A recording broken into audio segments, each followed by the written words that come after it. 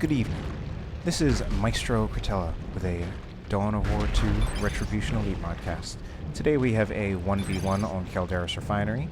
Our first player right here, playing as this astoundingly tough Hive Tyrant, is Floid. Floid is one of the best Tyranid players around right now. He's pretty much a dedicated Tyranid player, and I've never seen him play anything else. He plays pretty much every Tyranid hero, but I've never seen him play anything else. But the Hive Tyrant is a devastatingly powerful, tanky melee hero. He can be extremely tanky. He can also disrupt, charge. Really, really tough. On the other side of things, we have PhatE, or PhatE, as yet another very tanky melee hero. This one is the Warboss. The Warboss can stomp. He can get a power claw, or yeah, that's what it's called. He can even get a custom shooter that can help him to shoot him good. Anyway, I love to cast a good 1v1. I think we got a good one right here. Certainly got good players, and it's a long game ahead of us. This is a matchup that I'm not terribly familiar with, since I don't really play either of these races that much. These are definitely two of the places that I've played the least. Tyranids are just my least favorite race in the game. I don't like to play as bugs. And orcs, there have been some times when I did have some interest in orcs, but it was mostly passing interest. Mostly wanted to use Kaboom from the Commando knob, and it's also just a race where even when I try to play it, it's something about it just doesn't really click with me.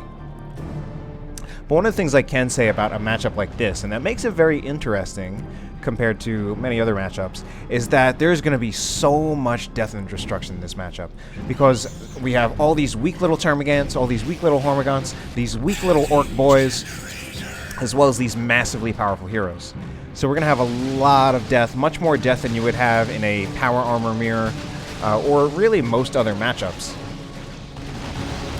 And we can see that Floid has gone for a very traditional Tyranid opening, just getting those double Termagants as well as a single Hormagaunt brood. I think that's a pretty good choice against a hero like the Warboss. One of the things that means is that if he had gone for, say, a double Hormagaunt opening, he could just be running into the Warboss a lot, getting his Hormagaunts disrupted, and then even if he wanted to try to make a double Hormagaunt opening approach, he would have to play it very awkwardly and very indirectly, making sure he kept Hormagaunts away from the Warboss. The double Termagant opening is really good, allowing you to control the Warboss. Once you get those Toxin Sacs upgrades, which just upgraded, the Crippling Poison is a fantastic way to control tanky melee heroes. And there we saw the Warboss went down from PhatE. PhatE even lost his whole power farm. Or I don't know if he had much of a power farm up, but he lost it. And Floid is even capturing it. On the other side of things, looks like PhatE returned the favor.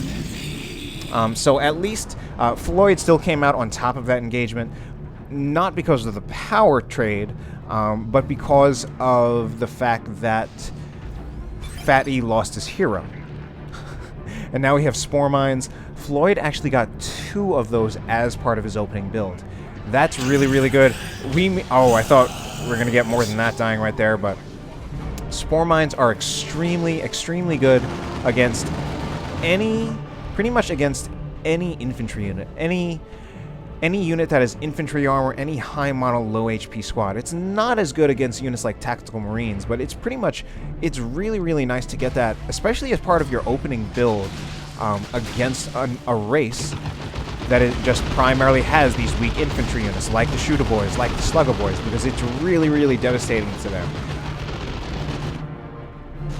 And I noticed that Floid prioritized getting those out on the field. They do have a slight power cost. I believe they cost 100 requisition and 5 power to put them on the field.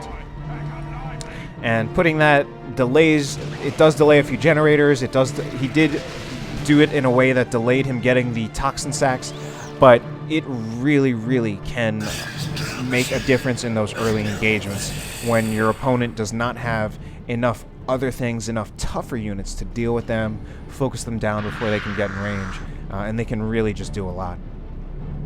So PhatE has repurchased his Warboss. Hopefully he won't be too far behind in tech. He lost his Warboss, and he had to pay the requisition to get it back. But I think Floid has spent more. He spent more in part because he went for those double Spore Mines. So that's 200 requisition that he spent that PhatE did not spend. That PhatE did not spend, or that rather that he spent on getting his hero back. Floyd also has these warriors, which I'm not that good about Tyranid cost pricing, since Tyranids are my least favorite race and I almost never play them. But I'm pretty sure these warriors are more expensive than any of the squads that PhatE has, especially since they do cost power. PhatE has in fact spent overall he has spent less power than Floyd. He has gotten his first power purchase, the Bang Bang Hammer, or as I like to sometimes call it, the Gang Bang Hammer. He also, I'm sorry, I made a mistake. He also did get Burnas, which is part of how he was able to get that farm down from Floyd. Does also give them some power melee, and even gives them a 10% health increase. So not a bad upgrade all around.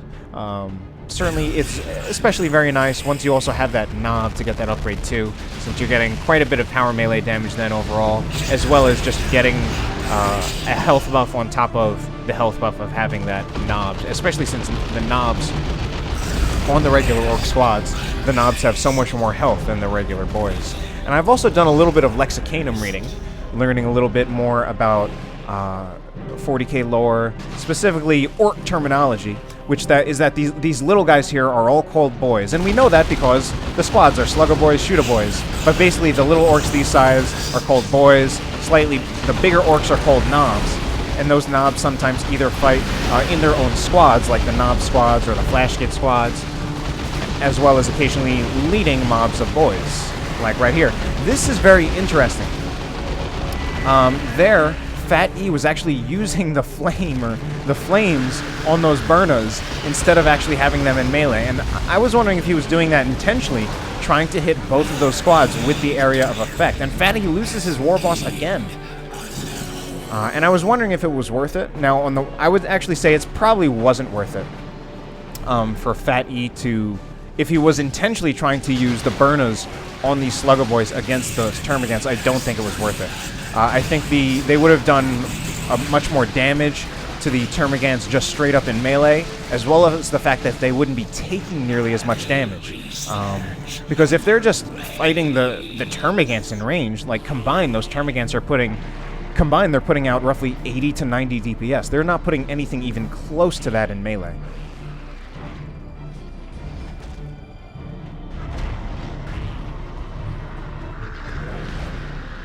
Ooh, this could potentially be bad.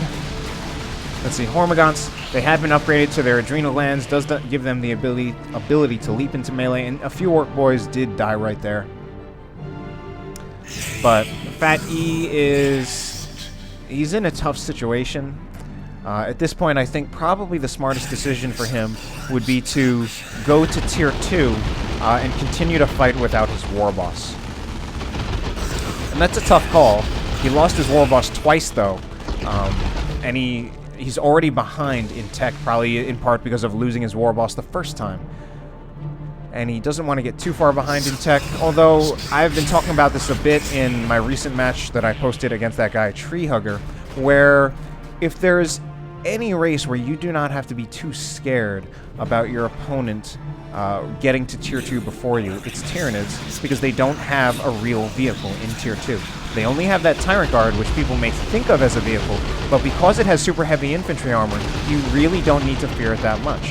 And although the Slugger Boys would actually be a very good source of damage against something like a Tyrant Guard. Now, the Slugger Boys would be need to be very careful, since they would also take a lot of damage, but they would still do a lot of damage. The Tyrant Guard is still very fightable, even with a Tier 1 infantry force. It's still more ideally fighted with something from Tier 2, especially a plasma weapon, which the orcs actually don't really have in Tier 2, although they do have the plasma cannon damage of their Weird Boy.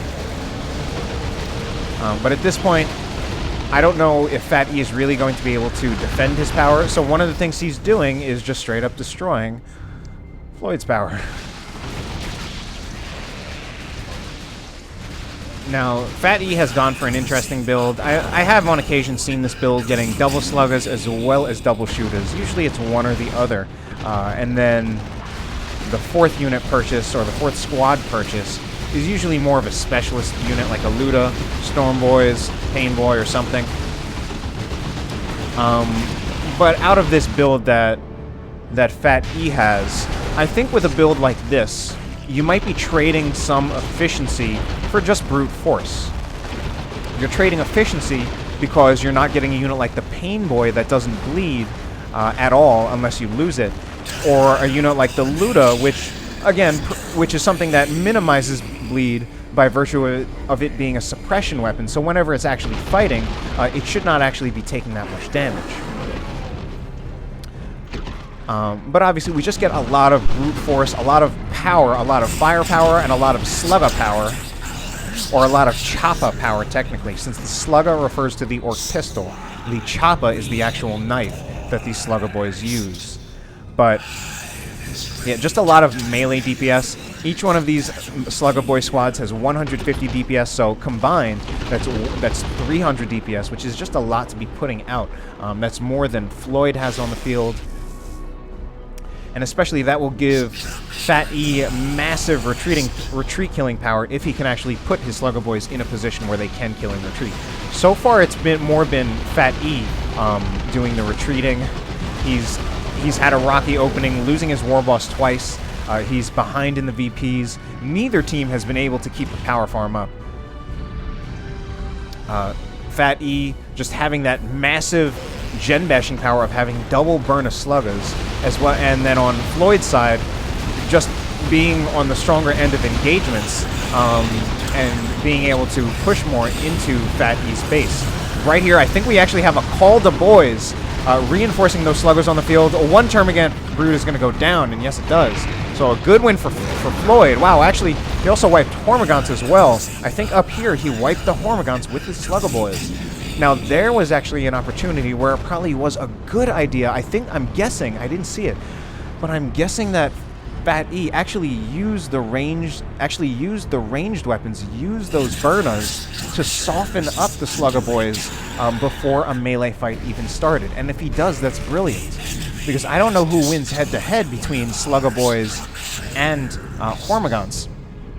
But the Hormagaunts have no melee weapon whatsoever, so they can't, they have no ranged weapon whatsoever, so they can't fight in ranged. Now, those regular sluggas, the orc pistols, are terrible in ranged, but those Burnas are probably not so terrible. They probably actually do something, and especially given that those Hormagaunts are so weak, he was probably able to soften them up to a point where that would have been not...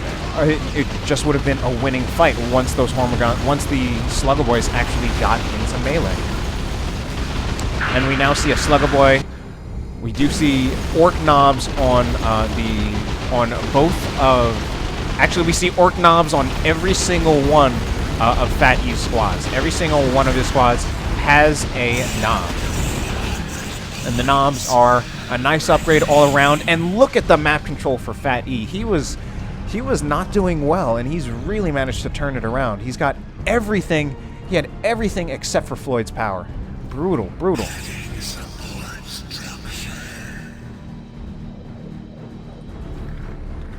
We do have this Zoanthrope out for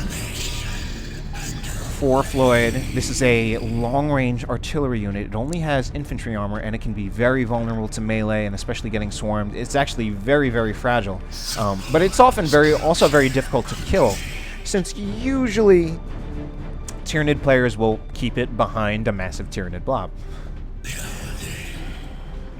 And it's also, again, it's something much like the Spore Mines, where it's extremely, extremely effective against high model, low HP units like these Shooter Boys. And that's actually one of the very good reasons to get a knob on every single one of these squads. Aside from just the extra damage that you get, particularly on the Slugger Boys, it's very, very good as a way of resisting that Zoanthrope. Now, the regular Orc Boys will still die and get bled massively.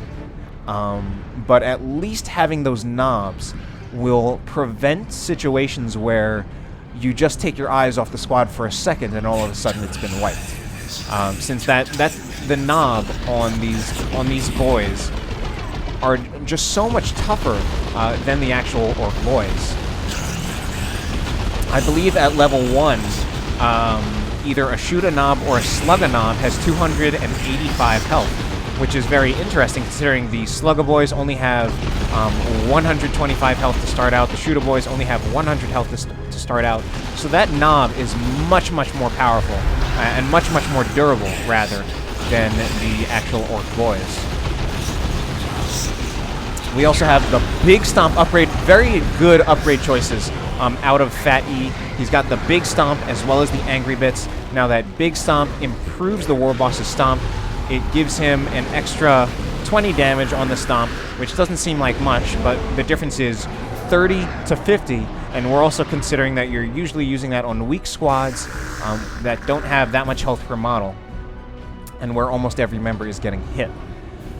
Additionally, it also results in a stun, which is very, very nice for dealing with such a powerful melee unit like the Gene Stealers.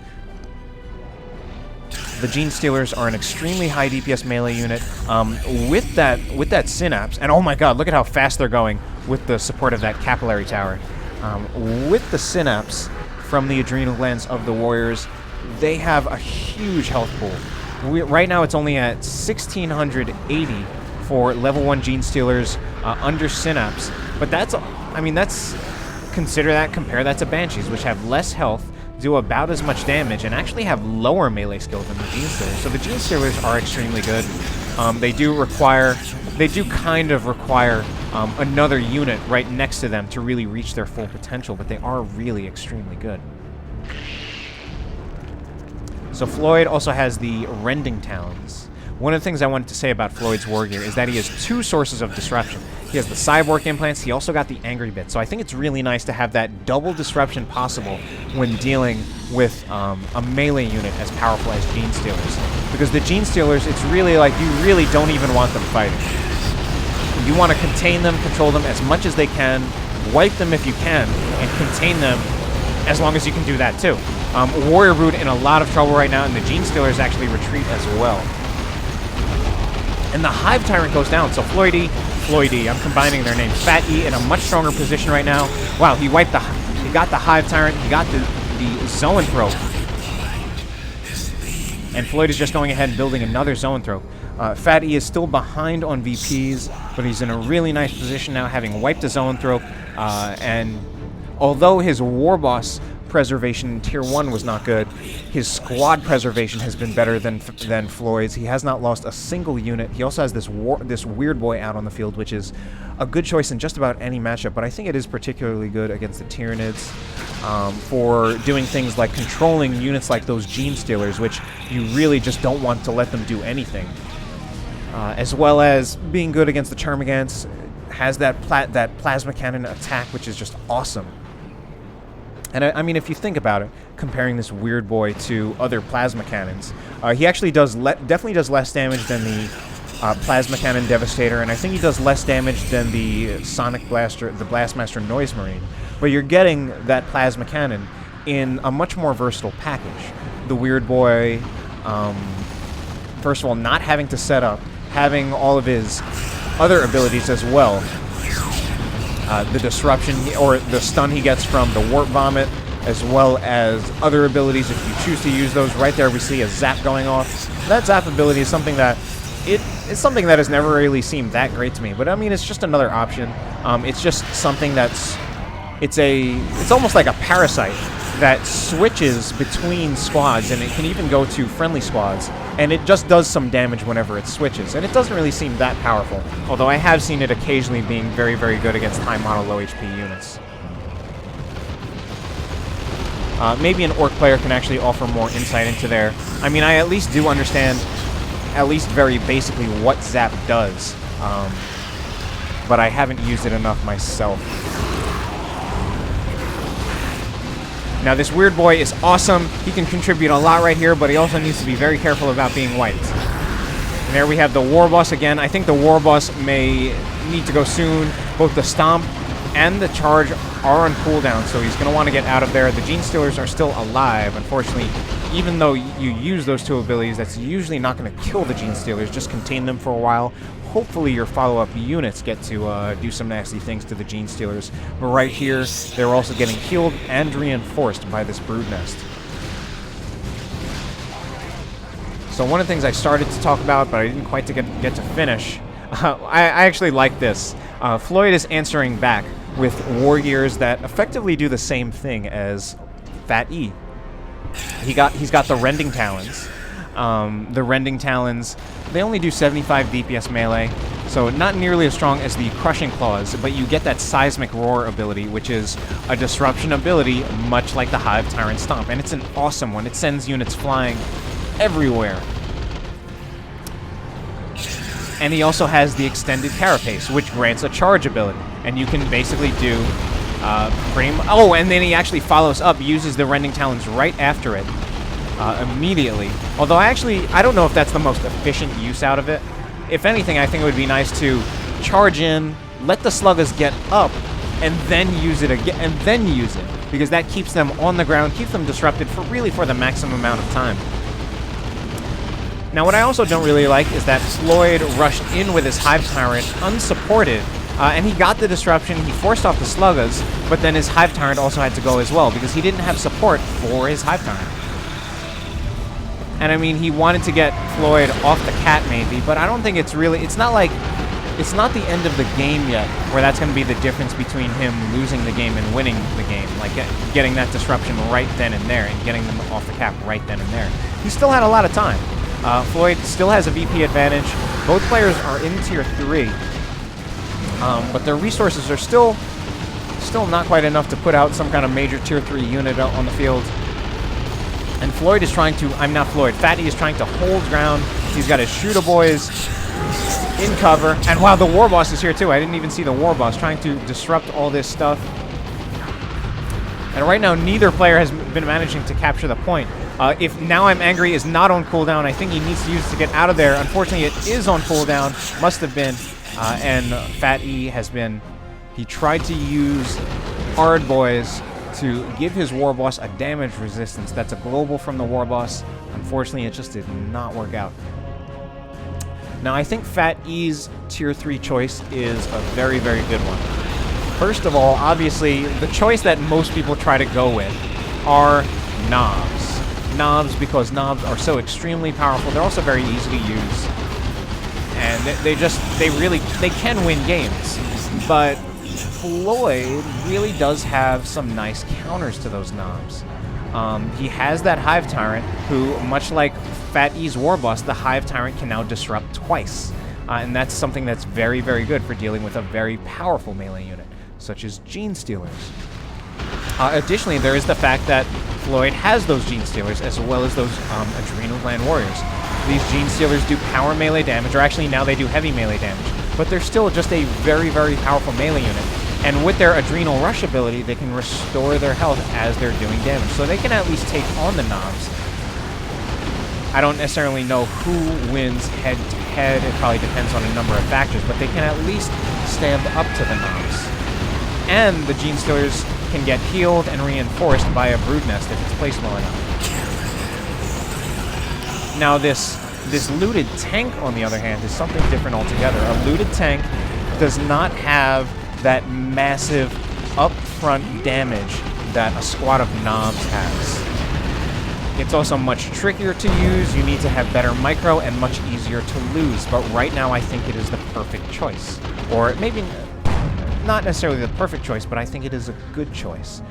It is a good choice because I think it will not get disrupted as well as the knobs. It can disrupt the Tyranid blobs. It's just another source of disruption.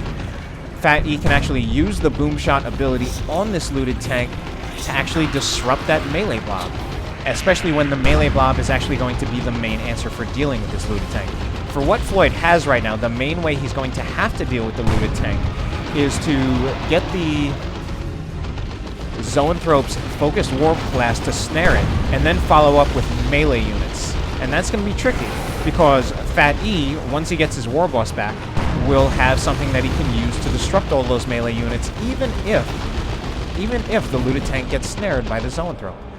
And all he has to do is disrupt those melee units one time, and that should actually be able to buy enough time for the looted tank to get away from the melee units after the snare wears off. We also have some WA banners go up.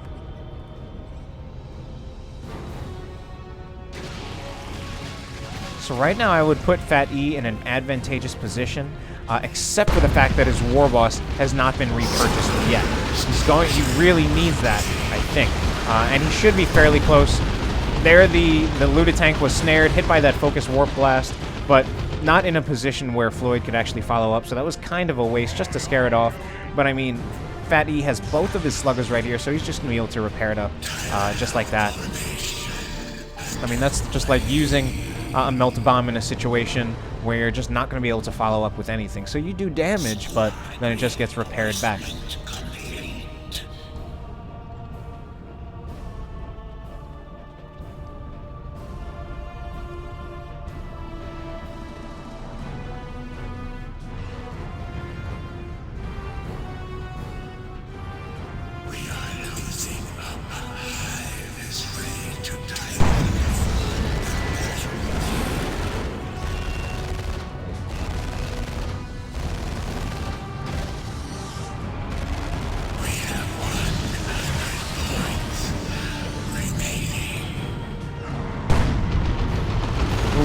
The Hive Tyrant is leading the charge, and I think maybe now we will see...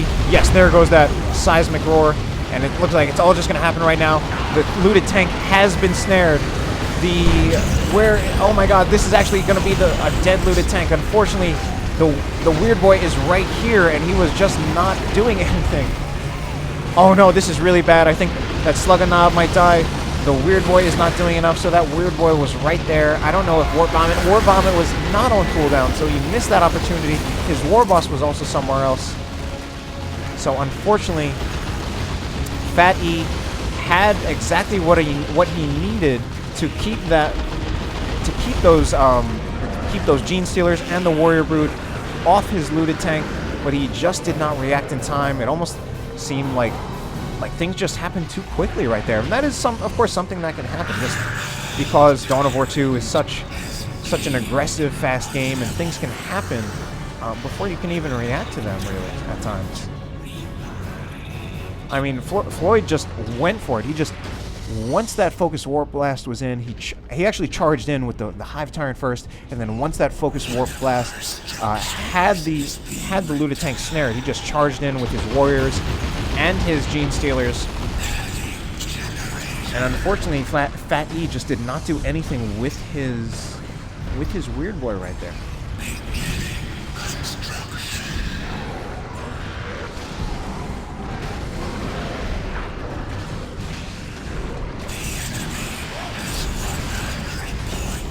Oh, and I think this Termagant Brood might just go down, so a Termagant finally gets wiped by Floyd.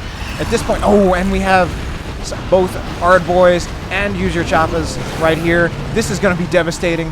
And the Warrior Brood is stunned, and the Warrior Brood goes down as well.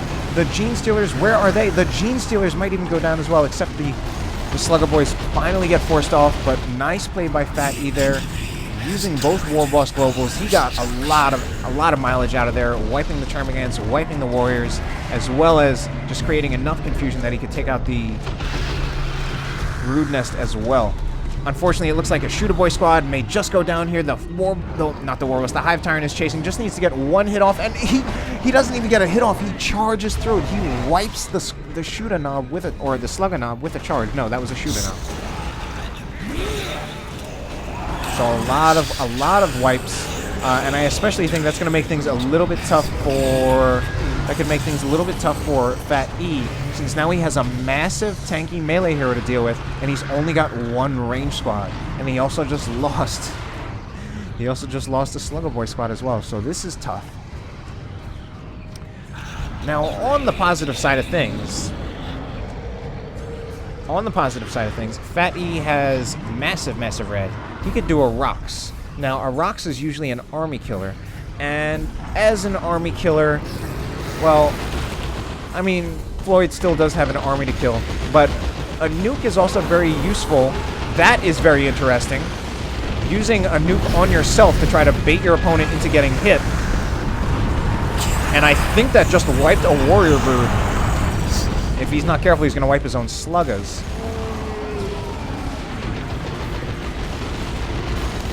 But a nuke can also just be used as an area denial, and one of the most important areas to deny when a game is coming to its end is the victory point. Floyd is doing a little area denial of his own as well with that Doom of Valentai, using Paroxysm since that covers an area to just deny that area. Whatever area he's covering with Paroxysm is pretty much denied because you don't want a unit standing around in it. Now, this is not looking good for PhatE. He has very few VPs left. He essentially needs to capture with this Weird Boy right now, or he is not going to win the game. And he also has to deal with the fact that he's getting back-capped by the Hive Tyrant. And that Hive Tyrant is not going to be easy at all to force off. So very few VPs left for Floyd, for PhatE. He essentially needs to get this middle VP up while also getting Floyd's Hive Tyrant off this VP right here. And the Hive Tyrant can even use Seismic Roar and still cap. So I don't know, he's just... PhatE gets the middle VP up with... and there's the You Shall Not Pass special attack from the Weird Boy that you never ever see, because the Weird Boy is actually quite terrible in melee, and you don't actually want to use him in melee, but he has a special attack that is much like Gandalf's like Gandalf's staff thing from Lord of the Rings. And another looted tank goes down. Unfortunately, that might have been a premature big stop right now, because now PhatE is in here. He needs to keep his units alive, or he needs to keep Floyd's units off the point, but his Warboss goes down and his Slugger Boys go down, and that's going to have to be the game in favor of Floyd.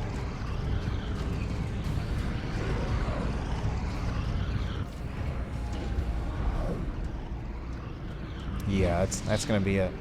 So I said there was going to be a lot of death and destruction, and I think we really did see a lot of death and destruction in this game. Floyd takes it, 52 VPs left for him. Very good game overall, a lot of back and forth. A lot of times when Floyd was in such a great position, then PhatE made some great plays to bring it back. Great game overall. Hope you enjoyed the cast.